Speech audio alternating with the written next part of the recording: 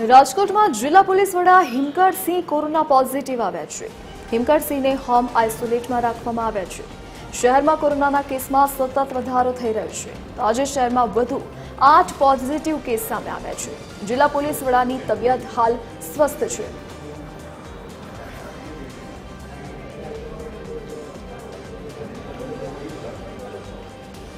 વધુ જાણકારી સાથે સંવાદદાતા રવિ મોટવાણી ફોન લાઈન પર જોડાઈ ગયા છે।